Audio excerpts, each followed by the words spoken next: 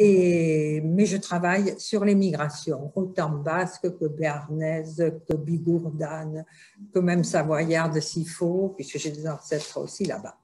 Alors, pourquoi je me suis intéressée à cette émigration? C'est que dans la... On n'entend pas? Ah non, alors je dis pourquoi je me suis intéressée à cette émigration?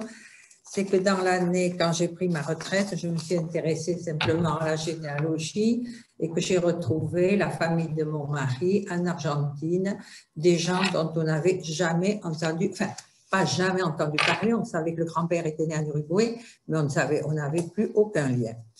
Nous avons été tellement heureux quand nous avons trouvé ça. Bon, on avait bien des cousins en France, mais dont on ne s'occupait jamais, sûrement. Mais trouver des parents en Argentine, et en Uruguay, au Chili, c'était le bonheur. Et c'est pour ça que je me suis dit, quand je suis rentrée, cette chance que nous avons eue, je vais essayer de la procurer à d'autres personnes.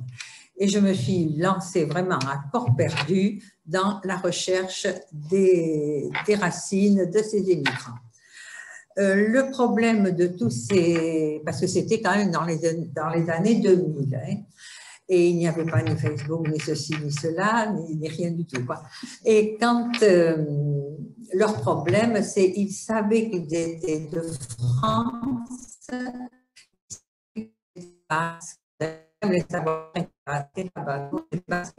mais ils ne savaient pas de quel village. Or, quand vous ne savez pas de quel village vous êtes, c'est très difficile de faire des recherches.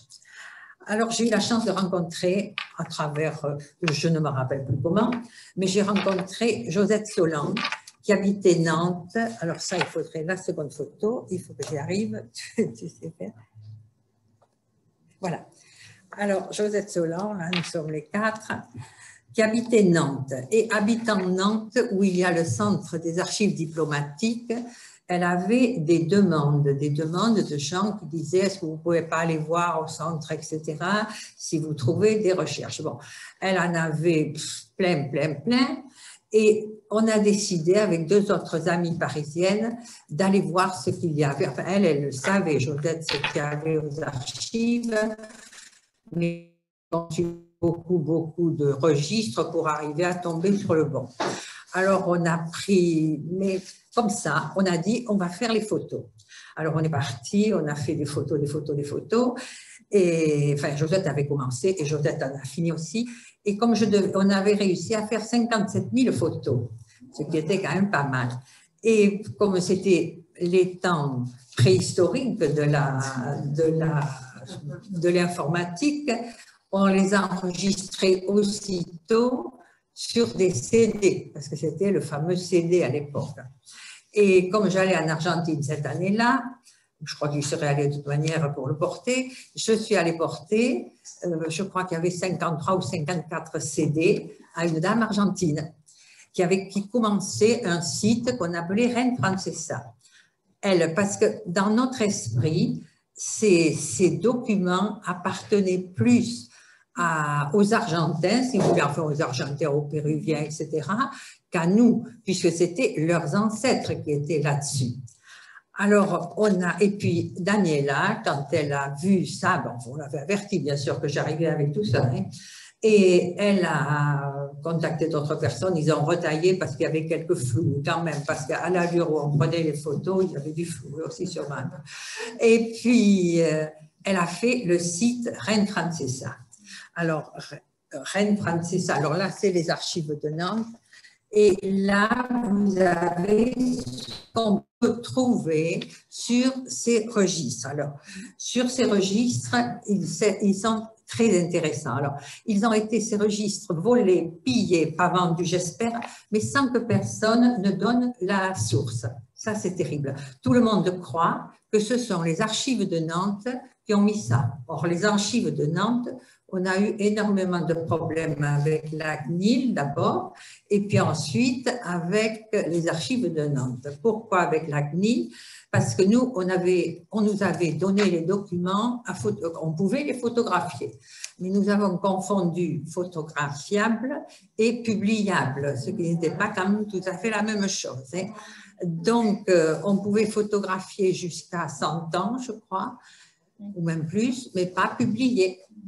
Alors, bien sûr, c'était pas inquiété de tout ça, non. On avait fait ça allègrement, et puis on a été appelé par la CNIL, il a fallu aller se débattre, etc. Et puis, par les archives de Nantes, à qui on avait dit, enfin les archives diplomatiques, c'est les archives diplomatiques dont je parle tout le temps, et à qui on avait dit qu'on mettrait sur Internet, mais eux, ils ne se rendaient pas compte du travail qu'on avait fait. Parce que ça, du travail, on en avait fait. Pour 57 000 photos, il fallait en faire. Hein. Et donc, comme dit la directrice qui nous avait fait appeler à Josette et à moi, elle nous avait dit, je suis outrée du travail. Bon, puis, les documents y étaient. On a réussi à en garder beaucoup. Il y en a qu'on a dû enlever, qu'on a dans nos ordinateurs, bien sûr, mais qu'on ne nous laisse pas publier. Bon, on ne les publie pas, et puis on n'a pas été en prison, rien, tout est éteint. Bon, alors ensuite, ces archives, je crois, ces documents ont été très intéressants. Et c'est là qu'est parti le grand boom de l'immigration. Parce que les Argentins, les Uruguayens, etc., ils se sont jetés dessus. Forcément, il y avait leurs parents. Parce que retrouver ses racines, c'est quelque chose. Hein. Enfin, je sais ce que c'est quelque chose. Quoi. Et alors, il fallait pour les utiliser facilement, il fallait les lister. Parce que trouver votre grand-père ou votre arrière-grand-père, ce n'était pas une évidence. Alors, nous avons recommencé à travailler, on nous appelait les mosqueteras. On était les 4 mosqueteras, et puis on a continué à faire les mosqueteras. Et moi en particulier, mais aidée avec une dame de Pau, j'ai commencé à lister, parce que pour les trouver, il fallait les lister. Et on a listé tous ces documents, mais quand je dis on a listé le 64, le 65 et les 40, mais il n'y avait pas beaucoup de 40, et un peu des 33. Parce que je vous assure, la façon dont c'était écrit, il fallait être du pays pour savoir ce qui était écrit. Parce qu'il y a bien Ainoa en particulier, on rigolait beaucoup avec Ainoa, on a bien 30 graphies différentes de Ainoa, hein, parce que ça a été écrit. D'autant plus qu'on nous a dit, ça je n'ai pas la source, mais que c'était des employés belges qui étaient à l'époque en fonction, il n'y avait pas de consulat à Buenos Aires, de consulat français. Donc, c'était un consulat belge, si vous voulez. Enfin, c'était alors l'accent basque, plus le belge, plus ceci, cela, je ne vous dis pas, Ainoa, ça n'a pas été évident. Alors, ensuite, sur la lancée, parce que là, j'avais quand même une... Mais je voudrais être à la 3e photo, ma chère. Ah, voilà. Alors, sur la lancée, puisqu'on avait quand même pas mal travaillé, j'ai continué et je dis il faut les trouver, ces immigrants. Moi, je n'avais pas de cesse avant de trouver ces immigrants. Alors, ces immigrants, où est-ce qu'on peut les trouver? Dans les registres militaires. Ils sont insoumis. Donc, j'ai commencé aidée par Anna Lalande, toujours. Elle faisait les photos à Pau et moi, je listais à la maison. Et on a listé tous les militaires. Enfin, tous les insoumis, quoi, si je veux dire. Comme ça, on en avait beaucoup. Puis ensuite, on a listé les départs. Les départs à Bordeaux, il y avait des passeports, mais qui avaient été listés d'autres noms. Après, qu'est-ce qu'on a listé? Après, comme on commençait à être connus, on nous envoyait des listes, parce qu'il y avait des gens, surtout Buenos Aires nous envoyait pas mal de listes, Patricio Legarrega aussi, bien sûr, et puis il y en a d'autres.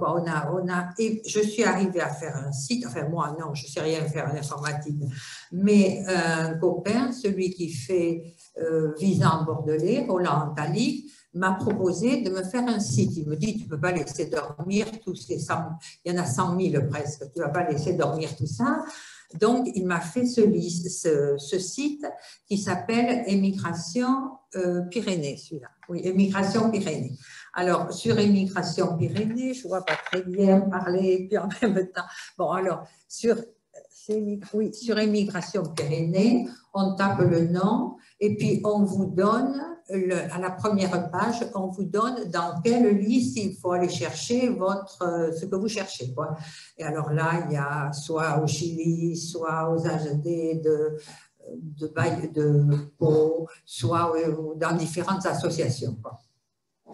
Et puis ensuite, j'ai continué, mais ça, je l'ai fait mettre, je crois, en 17. Non, avant, je ne me rappelle plus. En 16 ou en 17, quoi. Et puis, j'en ai beaucoup d'autres, mais moi, je ne sais rien faire en informatique. Alors, ça m'intéresse toujours, mais à moitié, quoi, maintenant. Et maintenant, ce qui me manquait, c'était des femmes. Parce que les femmes, elles ne font pas le service militaire. Les femmes, j'ose pas le dire, mais elles faisaient partie des bagages au moment de l'immatriculation. On immatriculait, l'homme, et puis rarement la femme, mais surtout l'homme, et puis après plus rien. Des fois un fils ou deux, les filles. Bon, et alors je me suis dit, où trouver des femmes? Et les femmes, parce qu'elles sont parties, et les femmes, il ne faut pas croire, parce qu'elles sont parties, pas de cette façon aventurière dont sont partis les hommes, elles sont parties parce que les frères sont partis, parce que des cousins sont partis, parce que les hommes arrivés là-bas, installés au bout de 2-3 ans, qu'est-ce qu'ils voulaient faire? Ils voulaient se marier, parce que n'ont réussi que les hommes qui se sont mariés. Celui qui est resté célibataire, eh bien, il a disparu. Ouais, il a disparu petit à petit, quoi. Et alors, comment trouver une femme? C'est pas évident, il n'y en avait pas là-bas. Donc, c'était la famille basque ou béarnaise ou comme ça qui trouvait une femme. C'était souvent la mère qui te dit la voisine d'un tel. D'ailleurs, j'ai vu plusieurs lettres où il disait Marie de telle maison m'a promis une de ses filles, toujours la plus jeune. C'était étrange, mais toujours la plus jeune, il voulait. Et puis voilà. Et puis les filles, on les envoyait. Elles n'étaient pas toujours d'accord. Hein. Ça, il ne faut pas se faire d'illusions. Hein. On leur demandait pas. Elles leur avaient parté là-bas. Et bon, elles ont fait leur vie. Et puis voilà. Et alors, donc, j'ai eu des femmes. Mais pour trouver ces femmes, j'ai dû lire ce qu'on appelle les mutations par décès, c'est-à-dire l'enregistrement. Quand quelqu'un décède, oui, très basse. Quand quelqu'un décède, on cherche ses héritiers, on fait une déclaration pour payer des impôts, etc. Et là, ils sont obligés de mettre, par exemple, Marie partie à Uruguay, Marie partie, même des fois on a Marie, épouse un tel partie à Uruguay. Et là, j'ai trouvé, enfin, je n'ai pas tout fait parce que je ne ferai jamais tout, mais j'ai 35 à 40 000 autres femmes, des fois, et là, je suis contente parce que j'ai des femmes cette fois-ci. Et puis, là-dessus, ah oui, je disais que la particularité de ce site, c'était aussi qu'il faisait connaître les autres sites, parce qu'on a envoyé vers des liens, mettons une carte, je ne sais pas dire le mot en basque, mais ceux de Vigné, ils n'étaient pas très connus, mais on les a envoyés toujours chez Vigné, etc. Bon, ensuite, la 4e photo, je vais nommer. Non, c'est la seconde, ça. Plus bas, non? Plus bas, encore plus bas, oui. Voilà, non, c'est ça, c'est avant. Ça, c'est avant, ça, c'est Saint-Palais. Oh, elle est là. C'est voilà. Alors ici, c'est pendant que je faisais toutes ces listes, je faisais aussi des recherches, parce que j'ai à peu près entre 5 et 8 demandes par semaine. Donc, des recherches, j'en fais moins que j'en ai fait quand même, parce qu'avec Facebook, tout ça, les gens maintenant, et puis à force de mettre des choses sur Internet, ils arrivent à se débrouiller tout seuls. Mais quand la recherche est difficile, ils écrivent quand même. Alors, comme ils étaient souvent très contents, parce que c'est une très grande émotion de retrouver d'où on vient. Ça, je peux vous l'assurer, parce que je l'ai vécu plusieurs fois avec des gens que j'ai accompagnés, tout ça. Et c'est une émotion. Donc, ils étaient tellement heureux qu'ils voulaient me faire partager leurs sentiments, leur joie. Donc, ils m'envoyaient de très belles vieilles photos. Et ces très belles photos et leur histoire, ils me racontaient mon grand-père, etc., etc. J'ai eu envie de raconter ces histoires. Donc, mon fils m'a fait un blog, ça s'appelle, et là, j'ai, je ne sais pas, plus de 160 histoires. Ça fait à peu près un dixième de ce que... Parce que là, j'ai compté, puisque je les répertorie quand même, j'ai jusqu'à maintenant 1660 histoires, enfin, recherche aboutie. Donc, ça fait un petit peu 20 ans. Donc, et là, donc, vous voyez, une histoire, c'est ça. Je mets une histoire, une photo, plusieurs, etc. C'est le site. Et là, après, leur envie, c'est venir ici, venir voir. Et alors là, j'ai pris quelques exemples. Alors, la dame, là que vous voyez, la vieille dame, elle n'a pas pu venir. C'est presque une de mes premières recherches, c'était la famille Etchard de Las. Et c'était la fille de ce monsieur qui a eu une vie de chien, lui le pauvre. Et pour elle, j'avais écrit en espagnol, parce qu'elle ne disait pas le français. Elle avait fait imprimer, elle avait glissé l'histoire dans son missel. Et j'avais trouvé ça très joli. Et là, elle est décédée en décembre du Covid. Après, l'autre à côté, je l'aime beaucoup, c'est Francisco. C'est un jeune, il est toujours jeune, un peu moins, mais enfin, de New York. C'est un Argentin de New York. J'avais trouvé sa famille, je me rappelle, un lundi aux Archives de Pau, je trouve le nom. Le vendredi, il me dit, j'arrive. Oh, je dis, c'est le mois de novembre, il ne faut pas venir au Pays Basque en mois de novembre. Bon, rien à faire, il est arrivé. Et la famille était de Lantabat. Bien sûr, il n'a pas pu trouver Lantabat la nuit, c'était possible, et c'est absolument impossible. Bon, et c'est vrai, parce qu'après on y est revenu, mais bon, moi je ne voulais pas aller à Lantabat la nuit, ça n'est pas question. Hein. Et donc, surtout en partant, je ne sais pas d'où il était parti. Et puis, Francisco, après, il a retrouvé sa vraie famille. Là, à Saint-Jean-Pied, enfin, sa vraie famille, sa vraie maison, à Saint-Jean-Pied-de-Port, où il y a le blason avec 1664. Et le pauvre, il devient fou chaque fois qu'il voit ça. Et à la retraite, me dit-il, il n'a pas 45 ans, donc on a du temps. À la retraite, il va acheter la maison, bien sûr. Tu parles, il habite New York, et il va acheter la maison. Mais enfin, ça, c'est. Mais lui, vraiment, bon, c'est très intéressant. Après, ici, c'est Susanna Pervieux, partie de Banca. Et elle avait. Comment ben, enfin, non, on voit toujours, oui. Susanna Pervieux, partie de Banca, elle avait fait de gros sacrifices parce qu'elle n'avait pas de gros moyens. Elle me disait, je vais venir, mais elle ne pouvait jamais venir. Et puis, elle est venue. Et je me souviens de ça parce qu'elle touchait à la porte de la maison pendant que c'était la sortie de la messe. Les cloches sonnaient à Banca et elle pleurait, mais c'est l'émotion qu'il est. Et puis, elle est de La Plata et vraiment, c'est une amie, parce que maintenant, c'est des amis, tout ça. Et ici, l'autre, là, c'est Liliana qui habitait San Juan. Elle était venue, mais le problème pour eux, c'est venir en France. Alors souvent, ils vont à Saint-Sébastien, parce qu'on parle espagnol à Saint-Sébastien, ils se sentent bien, et puis après, ils retraversent la frontière, le bus avait du retard, etc. Et on part à Ossès en août.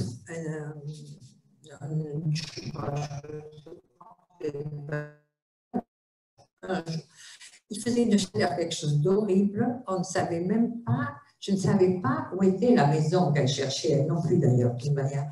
Et puis, rien, personne. Et tout d'un coup, un monsieur qui s'appelle Monsieur Tuccio, je le remercie encore, sort de sa maison. Il nous dit, vous cherchez? Bon, on dit. Alors, c'est terrible, les échanges humains. En, je ne sais pas moi, une demi-heure, il avait téléphoné au cousin, qui avait téléphoné au cousin, qui avait téléphoné au cousin, ou je ne sais qui. Une voiture était là, et il me dit, suivez. En fait, au lieu d'être à Ossès, c'était tout à fait presque à Iris-Arrier, c'était loin, loin. On arrive chez ce monsieur-là en bleu, qui ne savait absolument pas ce qui se passait. On lui dit, enfin, on lui explique. Elle portait une photo de son ancêtre. Lui, il avait la photo chez lui. Et c'était formidable parce qu'il nous offre vite le café. On n'avait pas mangé, bien sûr, encore. On a pris le café quand même. Et elle pleurait, elle ramassait des cailloux, elle ramassait tout ce qu'on peut ramasser, quoi. Et puis ça y est, elle était allée chez elle. Mais après, il y a le problème de la langue. Et celui qui me touche aussi, c'est un monsieur Jean Subu, de Sainte-Anne-Grasse. Alors là, famille pauvre. D'ailleurs, c'était même pas une famille pauvre, c'était un enfant naturel, ce qu'on appelait les petits bâtards, quoi, ici. Alors, eux, ils étaient tous destinés là-bas. Hein. Et là, ils vivotaient. Il n'avait pas eu une vie, il n'avait pas fait fortune, lui. Et le fils voulait absolument revenir. Il habitait Necochea, j'avais été le voir avec des amis, parce que j'ai fait plusieurs voyages là-bas. Et il me disait toujours, quand j'aurai élevé mes 3 enfants, je viendrai. Mais il a élevé ses 3 enfants, mais il y a eu le Covid, je l'attendais en 2020. Il y a eu le Covid, il n'a pas pu venir, mais il viendra, et ça c'est sûr, j'espère qu'il viendra et qu'on ira à Sainte-Anne-Grasse si je suis encore vivante. Voilà. Et après, qu'est-ce que je voulais? 4e photo. Je vais aller un peu vite, parce que je n'étais pas vraiment. Oui. 4e photo, c'est.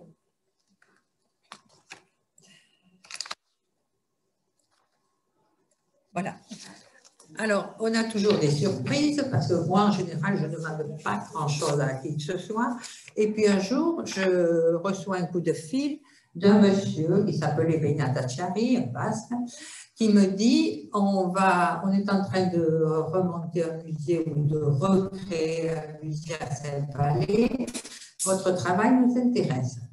Bon, je lui dis, écoutez, prenez tout ce que vous voulez, moi ça m'est égal, mais à condition de citer la source. Et puis, je contacte avec lui. Enfin, bon, il me dit, je veux telle histoire, je lui prenais, etc. Et alors, ils ont fait un très joli petit truc. Et je ne savais pas qu'il y avait l'autre musée à l'époque. Et alors, ils ont fait le chemin Vidéac. C'est un musée qui a été ouvert il y a, je ne sais pas, 5-6 ans, non? Au moins, à peu près, oui. Et là, ils ont laissé une salle pour l'émigration. Ils ont fait une vidéo avec l'histoire de Graciana Herriès, mon amie, dont les ancêtres étaient partis de Saint-Palais. Après, qu'est-ce qu'ils ont fait? Un tableau avec quelques-unes de mes histoires. Et puis, on appelle cet appareil, pas un ordinateur, une console, enfin, un petit truc comme ça, qui était branché directement sur Immigration 64. Voilà, bon, après, je ne suis pas trop revenue, mais je reviendrai. Bon, après, 5e photo.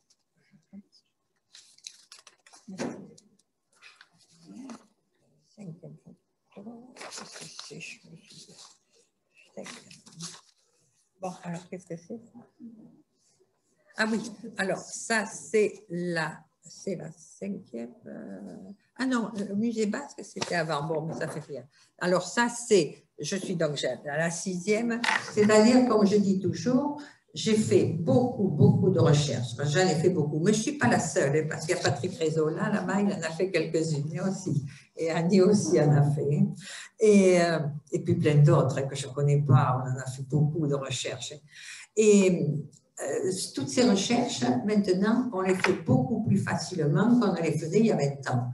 Parce que maintenant, il y a eu le travail des associations, des travails des bénévoles, parce qu'il y a énormément de bénévoles dans les associations. Et ces bénévoles, ils font des listes. Alors nous, ça nous est beaucoup plus facile, parce que vous cherchez une maison, je ne sais pas, où il y a rampé au Pays Basque, et vous pouvez courir avant de trouver le nombre qu'il y en a. Et grâce à Bayonne, enfin au GHF, grâce à Lagore dans le Béarn, grâce à toutes ces associations, on arrive à travailler sérieusement et puis avec beaucoup plus de plaisir. Bon, moi, je les remercie parce que grâce à eux, si je peux faire du travail et si je peux être connue, bon, ça m'est égal d'être connue. Et alors, toutes ces associations, à la demande du Conseil général, avaient été regroupées sous forme de ce qu'on appelle la Fédération de généalogie des Pyrénées-Atlantiques. Et là, c'est pour vous dire que la Fédération organise aussi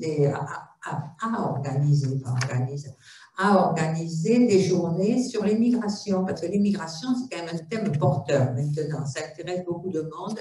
Alors, il y en a une à Bayonne, je n'ai plus l'affiche, je n'ai plus trop la date non plus, et la dernière, c'était en 17 dans les locaux du Conseil général à Pau, qui avait eu du succès. Et puis là, la couverture l'association Lagore de Lagore. Lagore, c'est un canton entre Orthez et Monin, une association très, très chaleureuse et très active. Et ils viennent de sortir une revue sur l'immigration de plus de 260 pages, ce qui est magnifique parce que c'est juste les témoignages des gens, du canton, etc. Donc, et tout ça pour vous dire que l'immigration, on n'en parlait pas beaucoup, mais maintenant, on en parle beaucoup. Et c'est un thème qui se vend, enfin, qui est très intéressant, quoi, qui a du succès. Voilà, je vous remercie.